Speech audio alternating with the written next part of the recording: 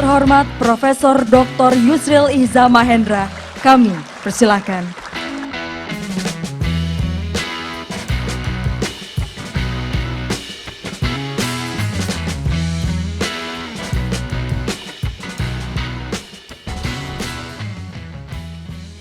Bismillahirrahmanirrahim. Assalamualaikum warahmatullahi wabarakatuh.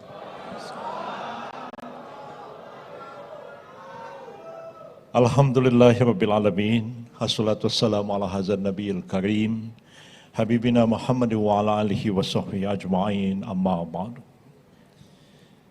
Yang kita muliakan Bapak Presiden Republik Indonesia Bapak Joko Widodo, yang kita hormati Bapak-Bapak Ketua dan para Wakil Ketua lembaga-lembaga negara yang hadir pada kesempatan yang baik ini, hadir Ketua Majelis Permusyawaratan Rakyat dan Ketua Dewan Perwakilan Daerah, Bapak Mensesnek Pratikno yang hadir pada kesempatan ini, Bapak-Bapak para Wakil Menteri yang sudah hadir juga pada kesempatan yang berbahagia ini, Bapak Pejabat Gubernur DKI, Bapak Pangdam Jaya, Bapak Kapolda Metro, dan seluruh pejabat pemerintah pusat maupun daerah dan anggota-anggota DPR, DPD, dan DPRD yang hadir pada kesempatan yang baik ini.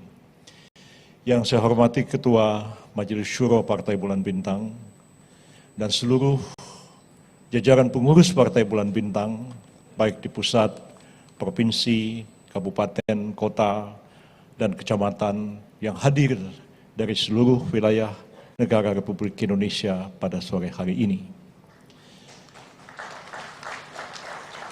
Marilah kita bersama-sama memanjatkan puji dan syukur kehadiran Allah Azza wa Jalla. Pada sore hari yang berbahagia ini, kita bersama-sama dapat berkumpul di tempat ini dalam rangka menghadiri acara pembukaan Rapat Kerja Nasional dan Musyawarah Dewan Partai Bulan Bintang tahun 2023. Izinkan kami menyampaikan ucapan terima kasih yang setinggi-tingginya kepada Bapak Presiden Republik Indonesia di tengah-tengah kesibukan beliau yang sungguh luar biasa. Pada sore hari ini masih berkesempatan untuk hadir pada pertemuan ini dan kita bersama-sama mengharapkan beliau dapat memberikan sambutan, nasihat, dan tausiah yang tentu amat berarti dan berguna bagi kita semuanya.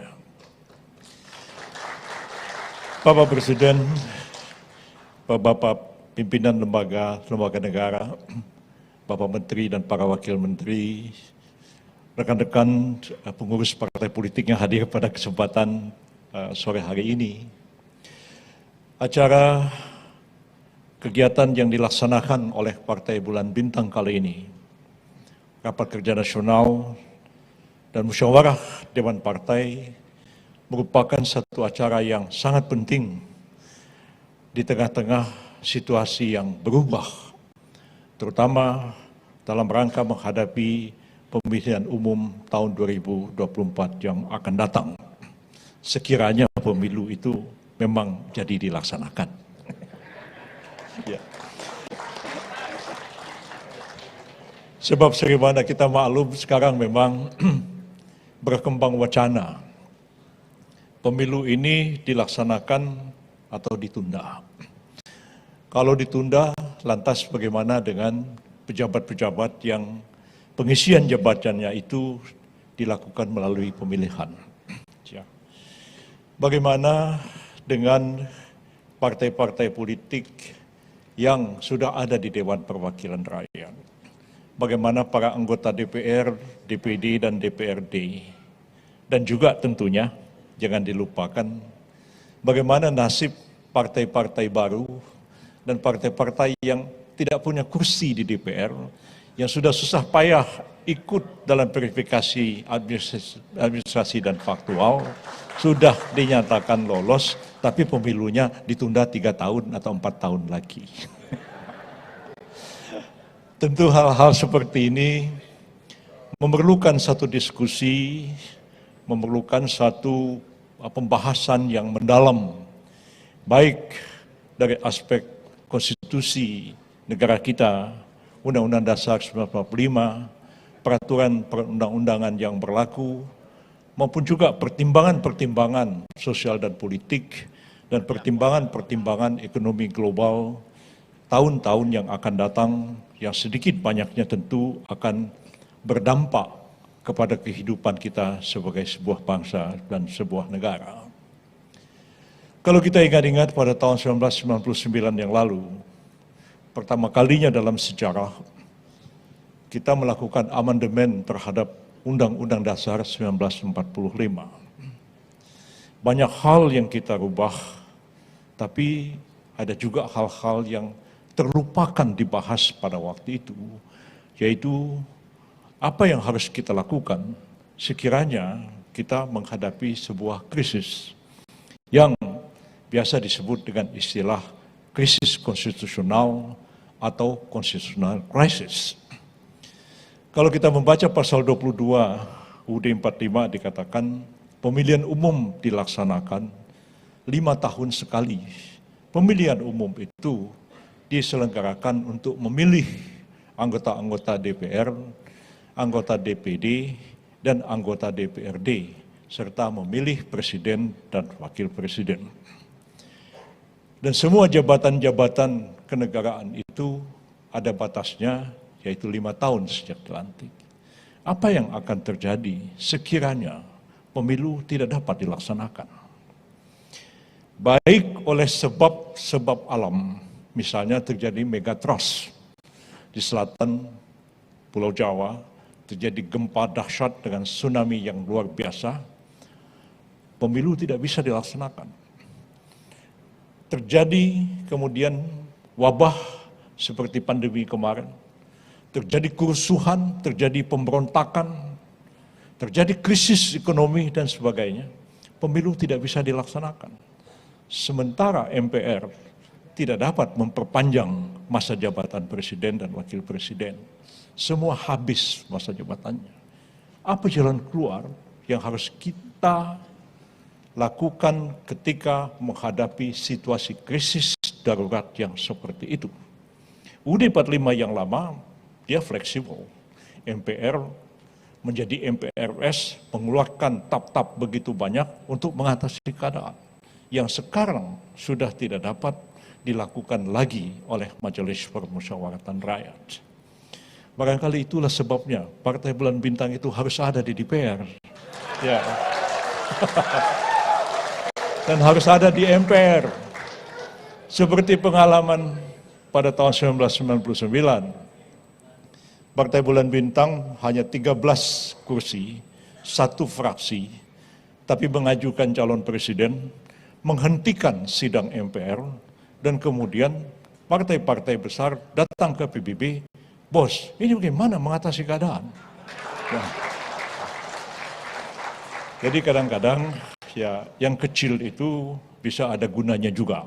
Ya, ya, jangan yang besar dikedepankan, yang kecil dikebelakangkan, tapi ada saatnya juga yang kecil itu perlu diajak bicara, karena kita sebagai sebuah bangsa sebenarnya kita tidak mengenal yang besar atau yang kecil. Kita tidak mengenal yang mayoritas dan yang minoritas. Semua sama. Semua harus diperhitungkan dan dipertimbangkan. Sebab itulah dulu para pemimpin bangsa ketika menyusun UUD 45 itu mengatakan Majelis Permusyawaratan Rakyat itu adalah penjelmaan seluruh rakyat Indonesia. Jadi semua orang terwakili di sana. Sekarang dengan MPR terdiri atas DPR dan DPD yang seluruhnya dipilih, ada suku-suku kecil seperti suku Dayak Kaharingan, ya, seperti suku Dani di Papua. Itu kalau suruh ikut pemilu nggak akan dapat kursi. Apakah mereka tidak perlu dianggap sebagai sebuah satu suku yang merupakan bagian dari bangsa kita? Karena itu dulu itu ada utusan daerah, ada utusan golongan supaya semua kelompok besar dan kecil, itu terwakili di dalam Majelis Permusyawaratan Rakyat Republik Indonesia. Nah sekarang kita sudah maklum, pemilu sudah disepakati akan dilaksanakan Februari pada tahun 2024 yang akan datang.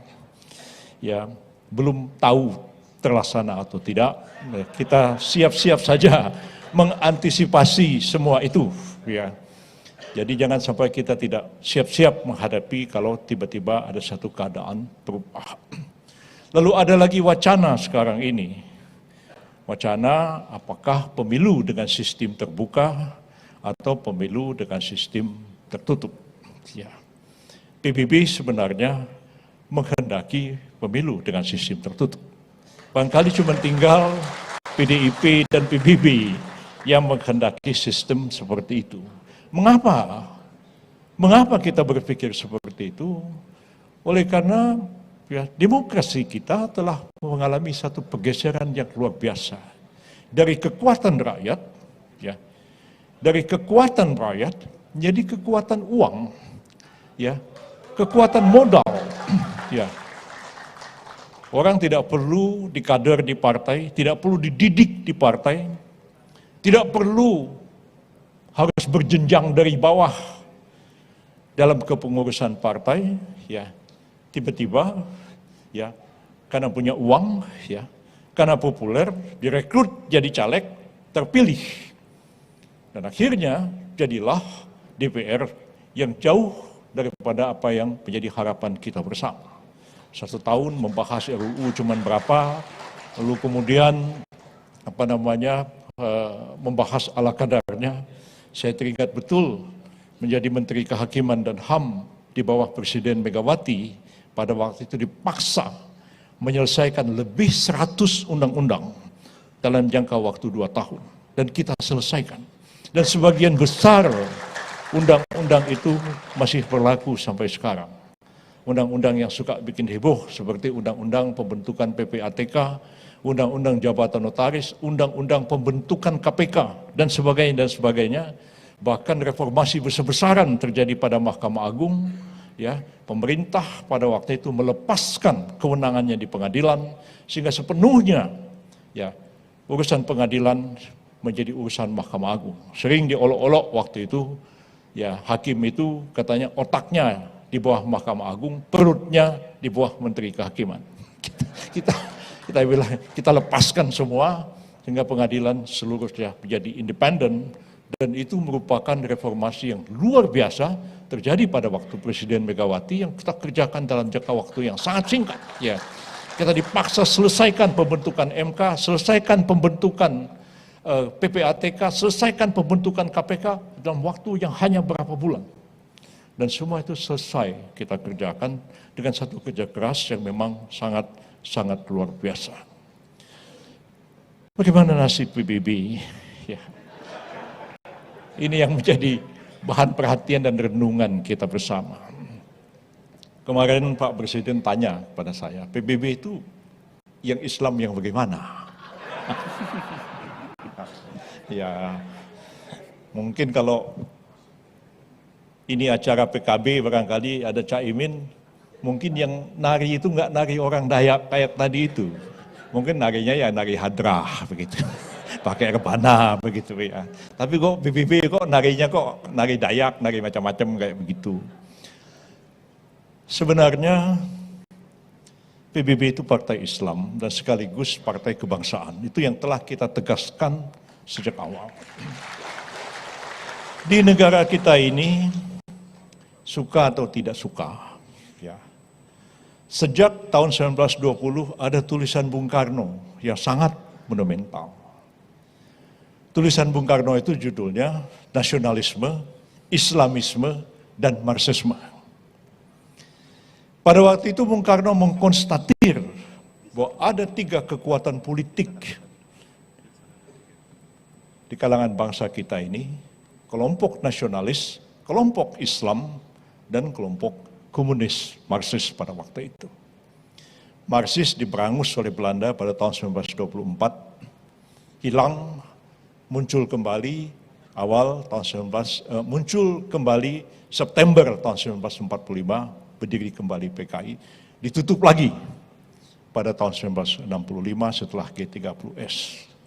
Sejatinya memang ada dua kekuatan besar, kekuatan nasionalis dan kekuatan Islam. Ya.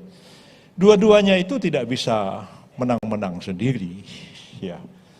Kaum nasionalis tidak bisa merintah sendiri, golongan Islam ditinggalkan.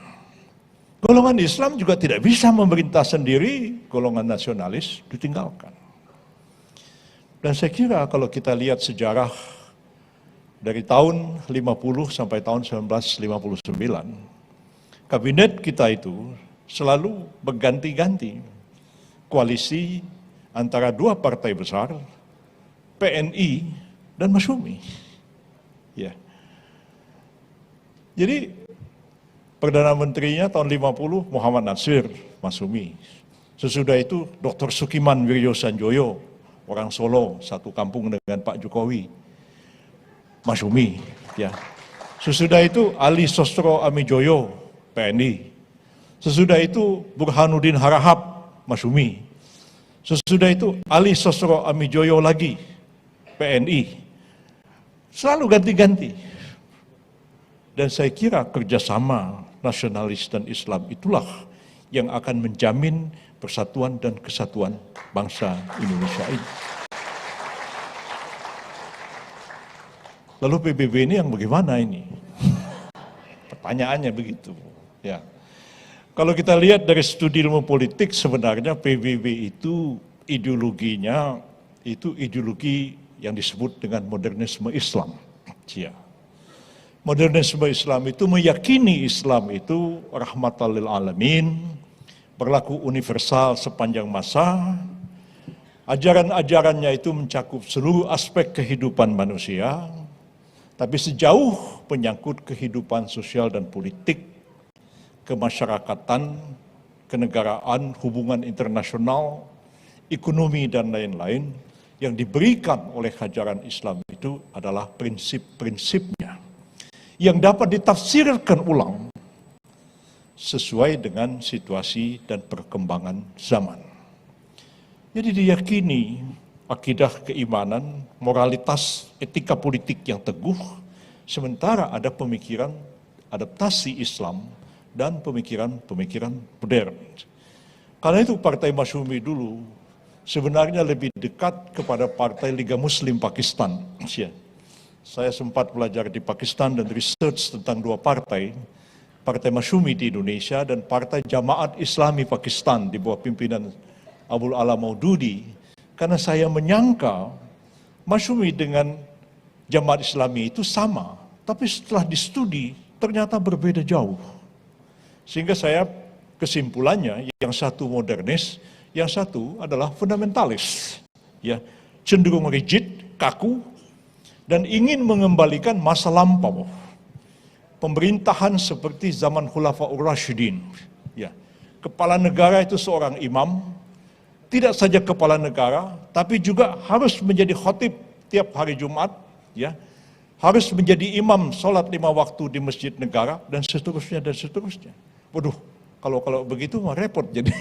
Jadi sebab tidak semua orang, ya, ada orang yang kadang-kadang keyakinan politik Islamnya itu begitu tingginya, tapi hal-hal ibadat kurang. Ada yang ibadatnya itu begitu tingginya, ya, tetapi ya politiknya barangkali tidak Islam. Ketika saya masih kecil di kampung, bapak saya ketua Masyumi. Ada tetangga saya namanya Muhammad Zain, tokoh PNI, ya, namanya Muhammad Zain. Pak Muhammad Zain itu enggak keluar dari masjid, 5 waktu pun ke masjid. Tapi tokoh PNI Toto, pokoknya Bung Karno, dah begitu aja. 5 waktu pun ke masjid, tapi PNI Toto. Sementara ada Pak Ali namanya, tokoh Masyumi.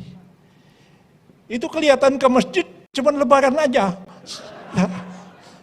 Sama sembahyang Idul Adha. Jumat jarang-jarang, 5 waktu apalagi. Nah, tapi mau mati demi membela Islam. Tapi sholat jarang-jarang.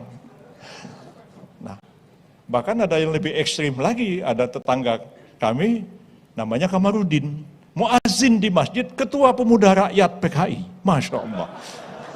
Jadi orang tuh ya aneh-aneh begitu ya.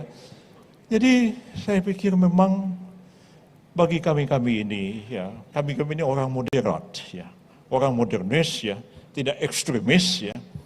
Orang Masyumi dulu juga moderat ya, kami-kami ini juga moderat. Dan pada umumnya pemimpin-pemimpin Masyumi dulu orang-orang yang berpendidikan barat ya, dan kemudian mempunyai komitmen yang tinggi kepada Islam. Ibu Megawati selalu cerita dengan saya bagaimana persahabatan Bung Karno dengan Pak Natsir, Bung Karno dengan Muhammad Rum, Bung Karno dengan Syafruddin Prawira Negara, sampai-sampai Bu Mega mengatakan selama revolusi itu Bufat itu nggak pernah masak di rumah ya. Lalu makannya dari mana? Ya diantarin ya. Yang paling banyak ngantarin makanan itu adalah istrinya Bapak Muhammad Rum, tokoh Masyumi. Nah, jadi zaman dulu tuh begitu, pemimpin itu nggak usah suruh mikirin cari duit, pemimpin tuh nggak usah mikirin masak semua. Nah beda zaman sekarang. Kalau zaman dulu pemimpin itu kurus kering badannya, ya kan? Kecapean kerja terus ya, gak sempat mikir apa-apa. Kalau pidato di podium batuk-batuk, saking kecapean dan kurusnya. Nah, itu pemimpin zaman dulu. Makin keras batuknya pidato itu, makin berwibawa dia di mata para pengikut-pengikut. Ya. Kalau zaman sekarang pemimpinnya gitu, Pak, sudahlah Pak, Bapak istirahat dulu. Ya, pemimpin itu yang gemuk-gemuk, yang banyak duitnya, yang bisa traktir orang makan di hotel, bisa segala macam. Zaman sudah jauh berubah, ya. Ideologi politik pun kadang-kadang sudah jauh berganti dengan pragmatisme. Dan karena itu saya sependapat, saya menjimak pidato Ibu Megawati kemarin, rekamannya sampai selesai saya dengarkan. Partai memang harus membentuk kader-kadernya sendiri. Ya. Karena itu seluruh warga PBB harus siap nih, dicalonkan jadi anggota DPR, DPRD dan segala macam. Jangan sampai ini siapa aja masuk ke PBB dicalonkan. Seperti terjadi di waktu-waktu yang lalu, orang masuk ke PBB tapi tidak pernah mau tunduk pada pimpinan. Dia tunduk pada organisasinya sendiri. Jadi dia membawa agendanya sendiri ke partai ini, dan itu menimbulkan kegaduhan internal di dalam partai, termasuk dalam memutuskan dukungan kepada presiden. Itu menjadi pengalaman berharga bagi kita semua di masa-masa yang akan datang, supaya seluruh kader itu satu komando, seperti yang dikatakan oleh Pak Sekjen tadi. Bukan berarti kita ini mau jadi diktator, betul seperti Pak Jokowi katakan. Lah orang bilang saya diktator, orang saya ini nggak ada tampangnya diktator, Pak Jokowi. Saya pikir saya ini juga lebih-lebih nggak ada tampangnya diktator. Ya kita ini orang akademisi, ya tampangnya nggak ada tampang diktator. Tapi kita betul-betul ingin supaya kita solid, ada arahan partai dan kita ikuti arahan itu. Dan saya berharap sekali ini kepada seluruh jajaran pengurus dan anggota partai, ya kita bersyukur. Ya kali ini kita lolos pemilu tanpa harus seperti Pak Sekjen katakan tadi, gugat-menggugat. Dulu tiap kali kita, lolos kita, sidang lawan KPU di Bawaslu, berkali-kali kita sidang di pengadilan tinggi. Jadi kadang-kadang saya pun heran, PBB pada waktu itu lolos semua provinsi kabupaten kota, kecuali satu, Kabupaten Manokwari Selatan. Nah, padahal KPU-nya nggak melakukan verifikasi. Seenak-enaknya aja dia bilang nggak lolos, ribut kita. Nah, jadi mestinya ya, kalau satu orang itu, kalau satu kabupaten tidak cukup pengurusnya, ya sudah PBB jangan ikut di kabupaten itu. Masa gara-gara Kabupaten Manokwari Selatan, maka seluruh Indonesia PBB tidak boleh ikut pemilu. Saya kira memang aturan-aturan ini harus dibuat dengan cara yang adil ya. Sebab kalau kita bicara jujur ya, kalau semua partai itu diverifikasi betul-betul diverifikasi faktual, mungkin tidak ada satu partai pun yang lolos. Ya. Itu harus diakui. Bagaimana bisa lolos ya? Undang-undangnya mengatakan partai itu minimal mempunyai 1.000 anggota per satu kabupaten kota. Ada kabupaten yang penduduknya cuma 12.000 orang. 12.000 itu dari nenek-nenek, kakek-kakek sampai bayi. Nah, partai yang mau ikut pemilu ada 70. Harus punya 1.000 anggota. Penduduknya aja cuma 12.000. Bagaimana mau ada 1.000 anggota? Tidak masuk akal. Ya, aturan-aturan yang kita buat itu sangat aneh, ya. Ya, tapi itulah yang terjadi. Jadi saya kira memang harus kita lakukan banyak sekali perbaikan-perbaikan dalam penyelenggaraan negara kita.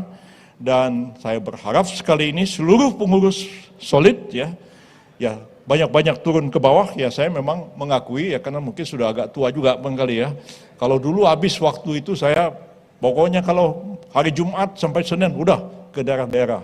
Ya, akhir-akhir ini saya bilang, udah Pak Sekjen aja yang lebih muda umurnya dari saya, lebih banyak turun ke daerah-daerah supaya juga terjadi kaderisasi, supaya juga PBB ini tidak one man show yang saya seolah-olah cuma ada saya saja, padahal tidak seperti itu. Hal yang paling saya takutkan dalam hidup ini adalah selama saya masih hidup dikultuskan orang, dan kalau saya sudah mati, kuburannya dikeramatkan orang. Itu yang saya sama sekali tidak mau terjadi dalam hidup saya ini. Kita rasional aja, dan dengan rasionalitas itu mudah-mudahan PBB sebagai sebuah partai Islam yang moderat, ya. Dan seperti kita tahu, sidang musyawarah Dewan Partai ini akan melakukan beberapa perubahan Pak Presiden terhadap ADART partai untuk lebih moderat itu, termasuk ikrar dan lain-lain sebagainya. Oleh karena kenyataannya memang, ya dari dulu sampai sekarang, bahkan sekarang lebih banyak lagi, ya ada, kalau tidak salah ada 4 ketua Dewan Pimpinan Wilayah Partai Bulan Bintang tingkat provinsi itu yang beragama Kristen Katolik, ya. Dan ada sekian banyak pengurus DPC cabang itu yang beragama Kristen Katolik, bahkan di Bali beragama Hindu. Nah, kalau disuruh mengucapkan ikrar asyhadu alla ilaha illallah kan repot kita. Nah, jadi mau tidak mau teks-teksnya itu akan dirubah, ya, supaya memang bisa diterima untuk semuanya, termasuk juga lagu-lagu yang tadi dinyanyikan, ya mungkin itu merupakan syairnya itu terakhir dinyanyikan kali ini, oleh karena ada kalimat-kalimatnya juga yang akan dirubah, sehingga PBB ini betul-betul menjadi partai yang moderat, ya tidak hanya didukung oleh kalangan Islam, tapi juga kalangan bukan Islam. Dan saya kira Partai Masyumi dulu ada orang-orang yang juga bukan Islam yang menjadi anggota DPR. Mr. Rembrandt itu jadi anggota fraksi Masyumi, tapi Kristen, ya. Sempat saya tanya Dr. Setiabudi, yang kita tahu ada jalan Dr. Setiabudi di Bandung ataupun di Jakarta, anggota DPR Partai Masyumi, dan saya tanya Pak Muhammad Natsir, itu Setiabudi itu agamanya ya apa Pak? Ya dia dulu Kristen tapi dia masuk Islam, katanya begitu, katanya Pak Natsir. Jadi Dr. Setiabudi itu anggota Masyumi dari DPR, namanya terkenal, Dr. Setiabudi. Jadi saya kira sekarang pun juga memang hal seperti itu terjadi. Beberapa anggota DPRD kita, ya dari berbagai kalangan, bahkan pernah di Kabupaten Mimika, ya ada 6 anggota fraksi PBB di DPRD Kabupaten Mimika, 6 itu 5 Kristen, 1 yang Islam. Itu yang terjadi. Jadi saya kira kita akan terbuka buat semua. Mudah-mudahan menjadi rahmat bagi kita semua. Kita yakini Islam itu adalah rahmatal lil alamin. Demikianlah sambutan singkat saya. Mohon maaf dan sekali lagi terima kasih kepada Bapak Presiden yang sudah hadir, dan mohon Bapak dapat memberikan sambutan dan memberikan tausiah dan bujangan kepada kita semuanya. Dan juga sekaligus mohon Bapak Presiden nanti membuka kegiatan ini secara resmi. Terima kasih banyak. Wassalamualaikum warahmatullahi wabarakatuh. Waalaikumsalam warahmatullahi wabarakatuh.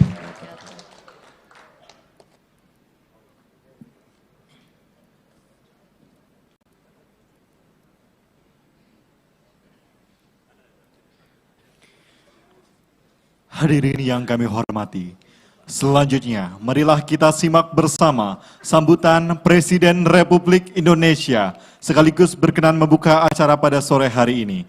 Kepada yang terhormat Bapak Joko Widodo, kami silakan.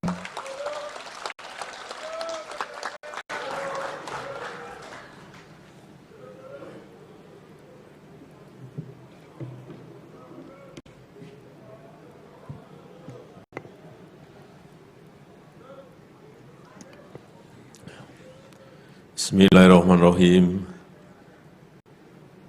Assalamualaikum warahmatullahi wabarakatuh.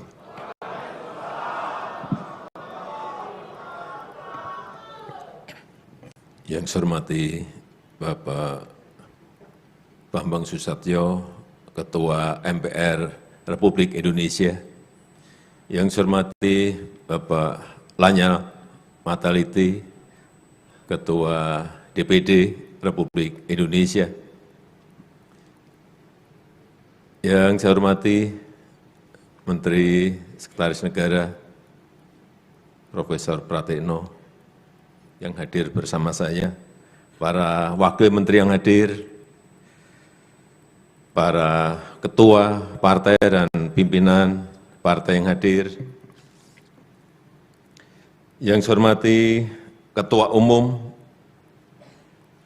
Dewan Pimpinan Pusat Partai Bulan Bintang, Bapak Profesor Dr. Yusril Izzah Mahendra, beserta seluruh jajaran pengurus DPP Partai Bulan Bintang, para ketua dan pimpinan DPW, para pimpinan, ketua dan pimpinan DPC dari seluruh tanah air, para alim ulama, Bapak Ibu sekalian, hadirin dan undangan yang berbahagia.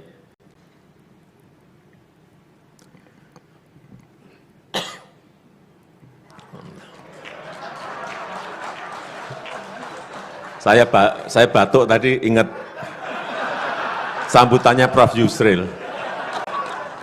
Saya kan juga kurus.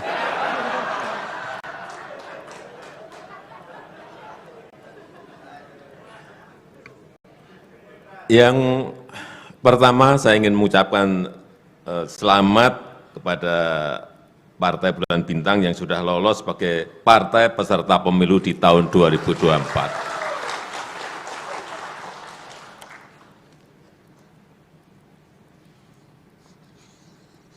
Saya juga mengapresiasi komitmen Partai Bulan Bintang dalam menjaga persatuan bangsa, meskipun tadi sudah disampaikan oleh Prof. Yusril, PBB identik sebagai partai Islam, tetapi kader-kader PBB berjiwa nasionalis. Saya tahu tadi seperti disampaikan oleh Prof. Yusril, beberapa ketua DPW PBB adalah non-Muslim, seperti di Papua, di NTT, dan di Bali. Dan terima kasih, keislaman dan keindonesiaan telah menjadi nafas PBB dalam berpartai.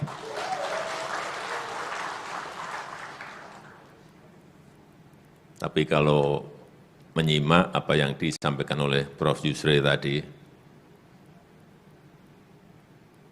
dengan pengalaman yang begitu sangat panjang, saya mendukung loh.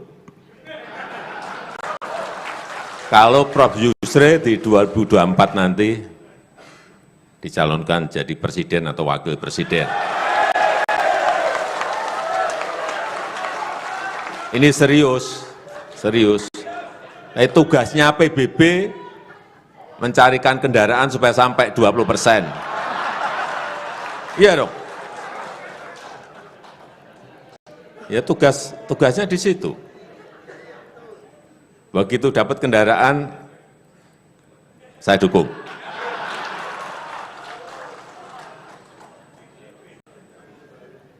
Serius. Karena saya saat wali kota, salah satu partai yang mendukung saya saat itu adalah PBB. Saat presiden juga PBB. Jadi kalau saya dukung gantian nggak ada salahnya.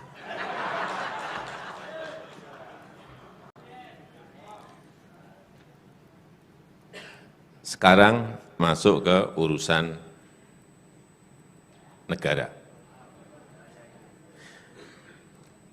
Banyak yang belum memiliki perasaan yang sama bahwa kita sekarang ini berada dalam kegentingan global. Kita merasa normal-normal saja, padahal keadaan semua negara termasuk Indonesia itu berada pada kegentingan global. Kita diincar oleh ancaman dan risiko-risiko, baik itu yang namanya resesi global, yang namanya resesi keuangan,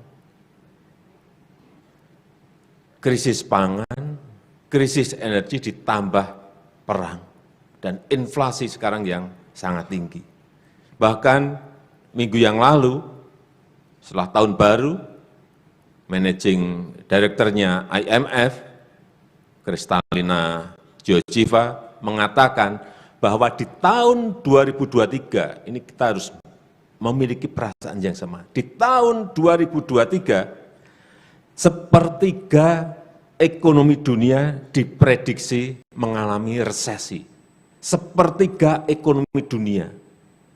Artinya kalau ada 200 lebih negara, berarti 70 negara akan mengalami resesi. Tahun 97-98 saja yang terkena resesi hanya berapa negara. Sedikit sekali.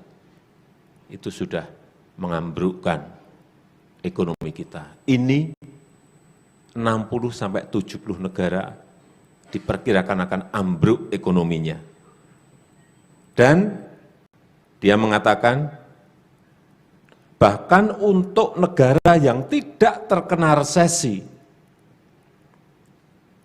ratusan juta penduduknya akan merasakan sedang mengalami resesi. Nah, kita ini masih merasa normal-normal saja karena memang ekonomi kita masih sangat normal. Alhamdulillah, ini patut kita syukuri. Di kuartal ketiga 2022 kemarin masih di angka 5,72. Di kuartal keempatnya baru dalam penghitungan. Nanti akhir bulan akan disampaikan berapa. Masih sangat tinggi sekali. Dan informasi kemarin pagi yang saya dapatkan, ada 16 negara masuk menjadi pasiennya IMF. Kita tahun 98 pernah menjadi pasiennya IMF karena ekonomi kita ambruk, politik kita juga jatuh saat itu. Ini 16 negara sudah menjadi pasien IMF. Dan 36 negara ngantri di depan pintunya IMF, ingin menjadi pasiennya IMF. Artinya keadaannya ini sudah sangat tidak normal. Saya tidak menakut-nakuti. Ini adalah angka-angka yang memang harus saya sampaikan apa adanya.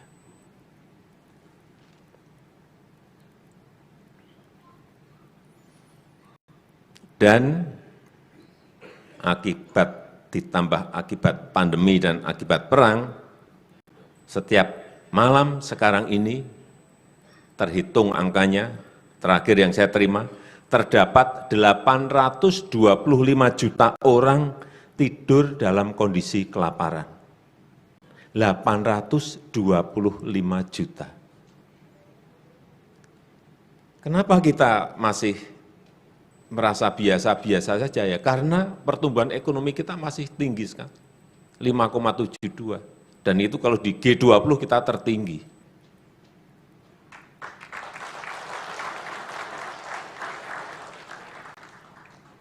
Oleh sebab itu, sekali lagi, semuanya kita harus merasakan, memiliki feeling yang sama, bahwa kegentingan global ini mengancam semua negara. Dan karena daya saing kita yang semakin baik,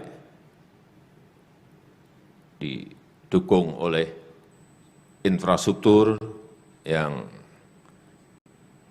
pemerataannya kita lakukan di semua provinsi, alhamdulillah itu sangat mendukung sekali stabilitas ekonomi kita saat ini.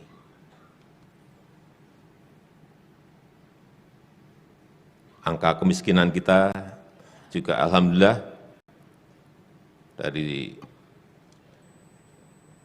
10,1 di 2021, di 2022 kemarin kita hitung kembali lagi ke satu digit di 9,54%. Kemudian angka pengangguran dari 21 ke 2022, di 2021 7,1, kemudian turun di angka 5,9%, karena banyaknya investasi yang masuk ke negara kita.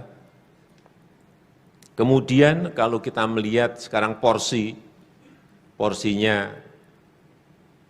arus modal yang datang ke Jawa dan keluar Jawa, sekarang ini di luar Jawa sudah lebih besar daripada di Jawa. Di luar Jawa sudah berada di angka 53%. Di luar Jawa, tahun 2022 sudah berada di angka 53%. Artinya di Jawa hanya 47.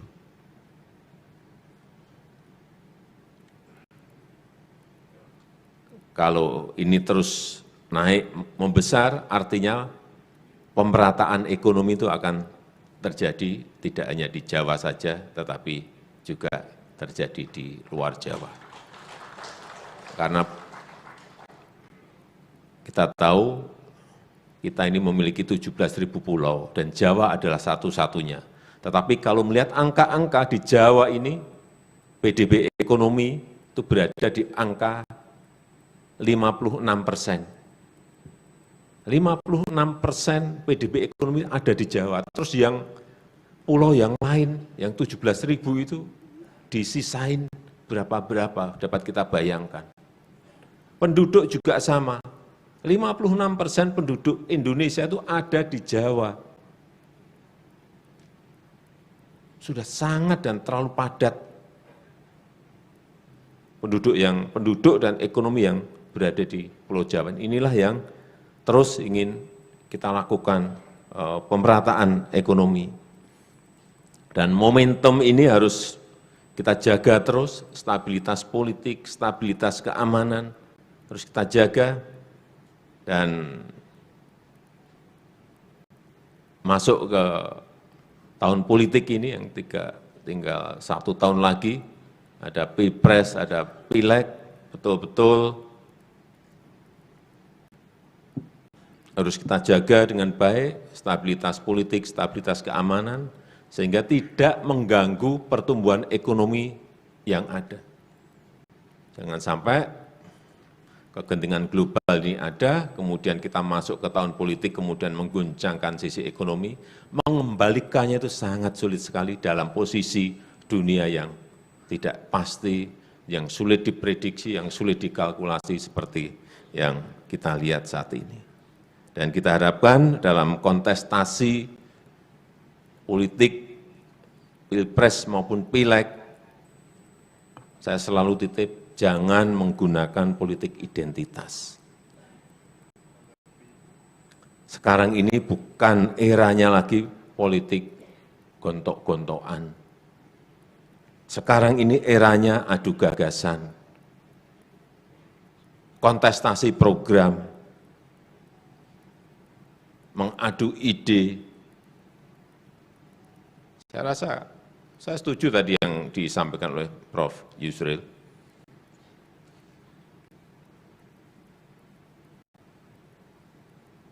Bahwa kita semuanya harus menjaga persatuan, jangan mengorbankan kepentingan bangsa, untuk kepentingan pribadi, untuk kepentingan partai, dan yang lain-lainnya. Dan sekali lagi, Mari kita bersama-sama, kalau menang itu menanglah dengan intelek, kalau menang itu menanglah dengan santun, dan kalau kita ingin menang, menanglah kita dengan cara-cara yang bersahabat.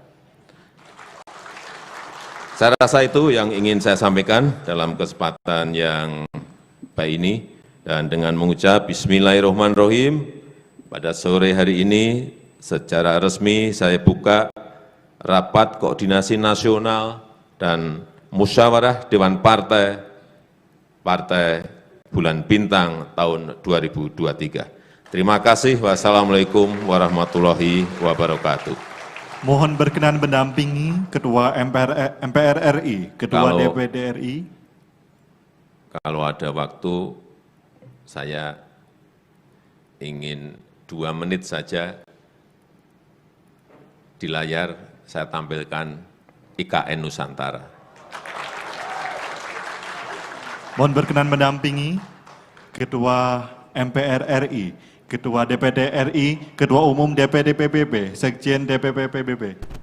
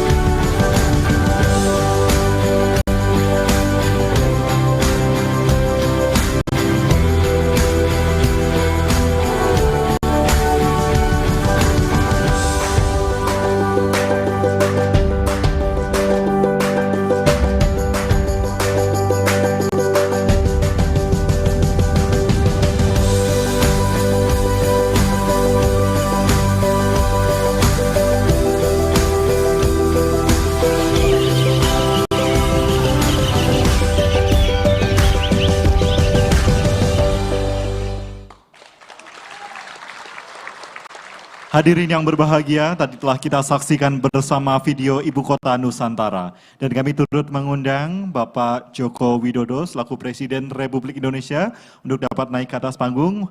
Dan mohon berkenan mendampingi Ketua MPR RI, Ketua DPD RI, Ketua Umum DPP PBB, Sekjen DPP PBB, Menteri Sekretaris Negara, dan PJ Gubernur DKI Jakarta untuk naik ke atas panggung untuk menekan layar secara simbolis sebagai pembukaan acara pada sore hari ini. Akan saya hitung mundur dari 3, 2, 1. 3, 2, 1.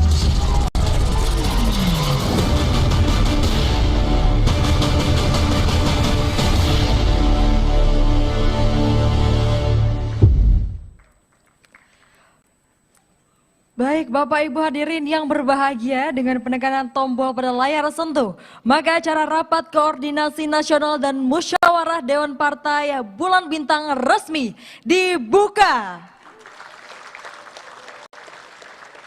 Selanjutnya.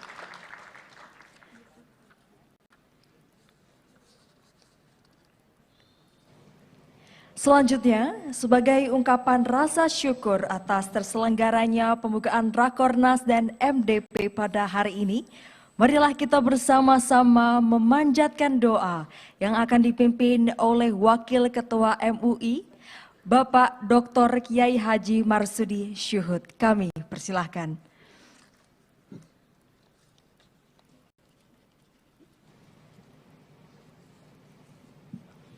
Bismillahirrahmanirrahim. Assalamualaikum warahmatullahi wabarakatuh. A'udzu billahi minasyaitonir rajim. Bismillahirrahmanirrahim. Alhamdulillahirabbil alamin.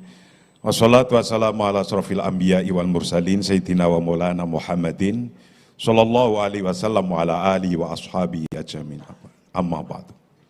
Ulama anal kiram wa habaiban al fadil, masyayikhina wa bil khusus Bapak Presiden Republik Indonesia, Bapak Insinyur Joko Widodo, Bapak Ketua MPR, Ketua DPD, dan Bapak Ketua Umum Partai Bulan Bintang, beserta seluruh jajarannya, Sekjen, dan para menteri dan ketua-ketua umum partai yang turut hadir di majelis yang penuh berkah ini.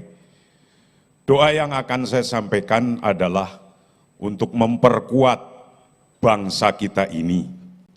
Imam Ghazali mengatakan begini, Yaro annas siyasah wahia litta'lifi wal jam'i wa ta'awuni ala asbabil ma'isyati wa dhabtiha. Pekerjaan politik yang besar atau pekerjaan partai-partai politik atau insan-insan politik ada 4. Yang pertama yang kita nanti berdoa untuk hal ini adalah litta'lif, untuk mengkomposisikan, merencanakan, menstrukturkan para pendahulu kita telah mengkomposisikan bangsa ini menjadi negara kesatuan Republik Indonesia yang berdasarkan Pancasila. Ke depan membangun dan menjaganya. Untuk mengkomposisikan ini adalah kerja-kerja besar partai politik. Yang kedua, wal jam'i. Para founding fathers dulu kita telah menyatukan kita. Sekarang kita harus menjaga persatuan-persatuan ini. Baik persatuan melalui partai, melalui bangsa, umat yang heterogen ini, atau melalui satuan-satuan ifrodiyah yang ada di bangsa ini. Ketiga, at-ta'awun. Setelah Al-Jami menyatukan pendapat-pendapatnya yang nanti di sini akan ada musyawarah, yang nanti di MPR ada musyawarah, yang nanti di DPR ada musyawarah, yang nanti di parlemen ada musyawarah atau di partai ini sekarang nanti, mudah-mudahan bisa menyatukan. Karena sesungguhnya musyawaratu ahlu ra'yi thumma ittiba'uhum. Orang-orang yang mempunyai pendapat, mempunyai ilmu yang besar, kemudian musyawarah, kemudian menghasilkan sesuatu, thumma ittiba'uhum. Kita harus mengikuti hasil yang telah disepakati. Baik yang sudah jadi undang-undang atau undang-undang dasar kita. Untuk kemudian menyatukan setelah satu ro'yunya, maka kita harus yang ketiga, at-ta'awun. Ta'awun itu gotong royong. Satu partai dengan partai yang lain gotong royong untuk menjaga bangsa ini. Satu entitas dengan entitas lain gotong royong untuk meneruskan pembangunan ini. Satu kelompok dengan kelompok yang lain, satu agama dengan agama yang lain bergotong royong untuk memajukan bangsa ini. Karena sesungguhnya laqad soro amru daulah wa bina'uha daruratan minad darurat sawa'un kana min jihati imaratil kaun am min jihati masolihi abnaiha. Membangun bangsa adalah keharusan. bukan meruntuhkan, bukan memecah belah, tapi membangun dan menjaganya. Sawa'un kana min jihati maratil kaun, baik itu adalah untuk membangun infrastrukturnya, sampai IKN tadi, atau sampai kebutuhan-kebutuhan di luar Jawa, infrastrukturnya. Min jihati masolihi abnaiha, atau untuk membangun kemaslahatan bangsanya, pendidikannya, kesehatannya, ekonominya. Ini adalah darurotan minat darurot. Ini tidak bisa berjalan dengan baik kalau syarat nomor 3, at-ta'awun, gotong royong, kerja bersama, dukung-mendukung, ini tidak berjalan. Ini kerja politik besar nomor 3. Untuk apa kerja politik besar nomor 3, 1, 2, 3 tadi? Adalah untuk ala asbabil ma'isyah. Untuk bagaimana menciptakan kemajuan ma'isyah, kehidupan. Baik ekonomi, pendidikan, kesehatan, kultur sosial, budaya, persatuan. Ala asbabil ma'isyah. Tapi yang terpenting Pak Presiden, wadobtiha. Kita harus bisa mengontrolnya. Harus. Sudah kita taklif mengkomposisikan. Nomor 2 sudah bisa menyatukan. Nomor 3 sudah bisa ta'awun bersama-sama, gotong royong bersama-sama seluruh partai, seluruh bangsa. Baru wadobtiha, harus bisa mengontrolnya. Kalau tidak terkontrol apa saja akan bubar. Dan inilah kerja politik, inilah yang disebut oleh Imam Ghazali kerja-kerja as-siyasah atau kerja politik. Doa kami untuk 4 hal ini. Mari kita awali bersama-sama. Kita membaca Fatihah sebelumnya agar bangsa kita ini selamat. Al-Fatihah. Alhamdulillahirabbil alamin arrahmanir rahim. Iyyaka na'budu wa iyyaka nasta'in ihdinas siratal ladzina an'amta 'alaihim ghairil maghdubi 'alaihim waladdallin. A'udzu billahi minasyaitonir rajim. Bismillahirrahmanirrahim. Allahumma shalli wa sallim ala sayyidina Muhammad wa ala ali sayyidina Muhammad. Sayyidil awwalin wal akhirin tabarakan li sahabati Rasulillahi ajmain. A'udzu billahi minasyaitonir rajim. Bismillahirrahmanirrahim. Salatan tunajjina biha min jamil ahwali wal afat wa taqdilana biha min hajat wa tutahhiruna biha min sayiat wa tarfauna biha indaka ala darajat wa tuballighuna biha aqsal ghayat min jamil khairati fil hayati wa ba'dal mamat. Allahumma ya nur samawati wal ard, ya qayyum samawati wal ard, ya dzal jalali wal ikram, ya ghiyasal mustaghisin wa muntaroh batil abidin, wa munafisal kurabi anil makrubin, wa mufarrijal ghammi anil maghmumin, wa mujibu su'alil abidin. Irfa' lana darajat ya Allah, irfa' lana darajat ya Allah, irfa' lana darajata hizb PBB ya Allah, irfa' lana darajata hizb PBB ya Allah, irfa' lana darajata man ya'malu fi hizb PBB ya Allah, ya amanal khaifin.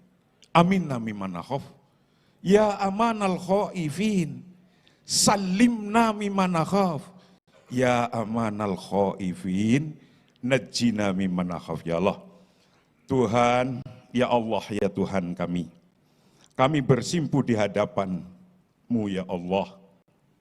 Pada hari ini Partai Bulan Bintang mengadakan rapat koordinasi untuk bagaimana litaklif, mengkomposisikan, merencanakan, membentuk, membuat, mengkonstruksikan hal-hal yang akan kita perbuat ke depan. Ya Allah, kita menyatukan hari ini hati kita, pikiran kita, pendapat kita, al-jam'u, menyatukan di sini. Mudah-mudahan menghasilkan hasil musyawarah kita untuk kebangkitan bangsa Indonesia. Ya Allah, bahwa sesungguhnya gotong royong itu adalah sesuatu untuk memikul hajatnya orang banyak, yaitu untuk kemaslahatan umum dan kemaslahatan khusus. Yang kita diperintahkan untuk al-jam'u baina maslahataini, maslahatul amah wa maslahatul khosoh. Maslahatul umum adalah untuk kepentingan publik, kepentingan umum, wa maslahatul khosoh, dan kepentingan khusus individu-individu. Maka dua kemaslahatan ya Allah, mudah-mudahan kita dapat mencapainya. Ya Allah, ya Tuhan kami, mudah-mudahan usaha gotong royong ini untuk pembangunan dan untuk menjaga kesatuan persatuan Republik Indonesia dan kita semua, khususnya pimpinan-pimpinan bangsa ini dan khususnya Presiden Republik Indonesia ini bisa mengontrolnya. Rabbana atina fid dunya hasanah wa fil akhirati hasanah wa qina adzabannar. Subhana rabbika rabbil izzati amma yasifun wa salamun alal mursalin walhamdulillahirabbil alamin. Terima kasih. Wallahul muwaffiq ila aqwamit thoriq. Assalamualaikum warahmatullahi wabarakatuh. Waalaikumsalam warahmatullahi wabarakatuh.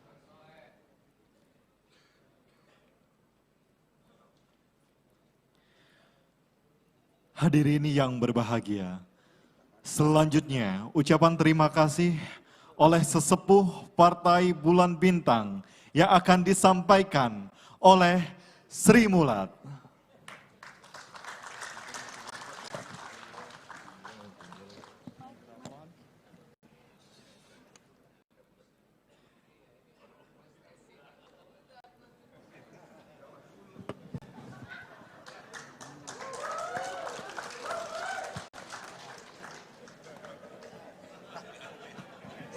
Pak.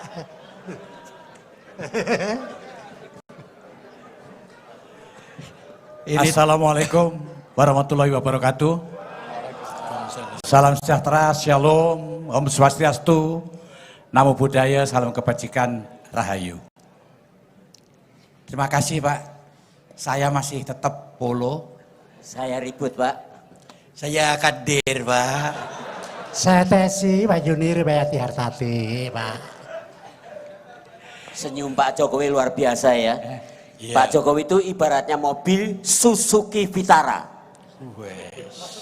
Artinya sungguh-sungguh laki-laki, vitalitas tiada tara. Wah, luar biasa. Tahu nggak? Ya. Kalau Pak Yusril ini Suzuki Katana. Artinya sungguh laki-laki, kalem, tampan dan mempesona.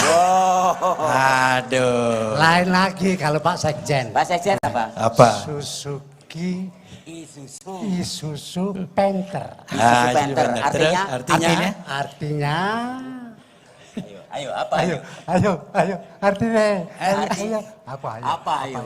apa ayo Kalau aku tahu. Apa? Pak Sekjen ibaratnya mobil Isuzu Panther. Artinya? Ih, sungguh-sungguh pandangannya bikin gemeter. Padahal sudah di-tag lo, kok lupa lo. Enggak lupa memang sengaja. Inilah yang patut kita syukuri. Ya. Iya. Artinya kita bersyukur kepada Prof Yusril Ya. selaku ketum melalui Pak Sekjen libatkan kami pelawak sepuh. Jadi kami memang tidak melalui jenjang kader Pak. Kami datang sudah langsung sepuh Pak. Terima kasih Prof. Dan memang kami pelawak-pelawak lama. Karena memang kami biasanya lucunya lama Prof. Dan ini dijamin tidak lucu karena kebetulan waktu kami memang juga tidak lama Prof. Terima kasih. Karena 10 menit ya. Ya. Tapi sekalipun sepintas kita berikan motivasi kepada saudara-saudara kita dari Partai Bulan Bintang. Yes. Seperti Pak Sekjen tadi dengan pantun, Pantun. aku nggak mau kalah.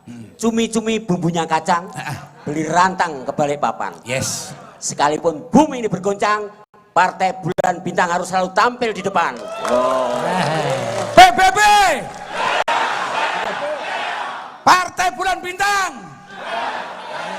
Siapa kita? Terima kasih. Wassalamualaikum warahmatullahi wabarakatuh.